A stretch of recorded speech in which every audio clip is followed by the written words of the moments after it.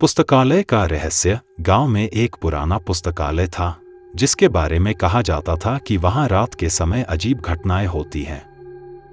वहां की लाइब्रेरियन श्रीमती शारदा देवी ने कई बार किताबों के खुद ब खुद गिरने और पन्नों के पलटने की आवाजें सुनी थी, लेकिन उन्होंने इसे महज हवा का असर समझकर नजरअंदाज कर दिया। एक दिन एक युवा छात्र आदित्य, जो भूत प्रेतों में विश्वास नहीं करता था, पुस्तकालय में एक रहस्यमय किताब देखने गया। वह एक धूल भरी अलमारी के कोने में एक काली किताब देखता है जिस पर लिखा था इच्छाओं की किताब। किताब खोलते ही वहां से एक ठंडी हवा निकली और कमरे में अजीब सी फुसफुसाहट सुनाई देने लगी। किताब के पहले पन्ने पर लिखा था, इस पुस्तक में लिखी इच्छा सच होगी, परंतु इसकी कीमत तुम्हें चुकानी होगी।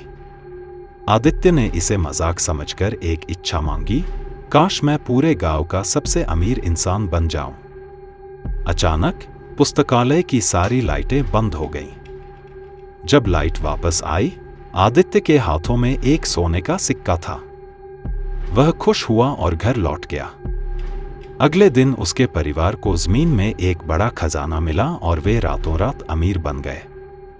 लेकिन उसी रात उसकी मां की अचानक तबीयत बिगड़ने लगी और डॉक्टर भी समझ नहीं पाए कि उन्हें क्या हुआ है।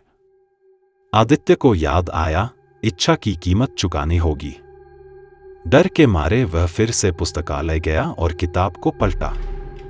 उसने इच्छा मांगी, मेरी मां ठीक हो जाए। अगले ही दिन उसकी मां ठीक हो गई, लेकिन उसी रात आदित्य के पिता रहस्यमय तरीके से गायब हो गए।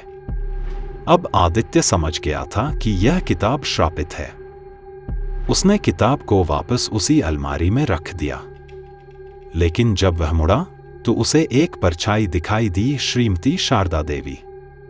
उन्होंने कहा, तुमने भी इस किताब का इस्तेमाल कर लिया, अब तुम्हें इसकी कीमत चुकानी होगी।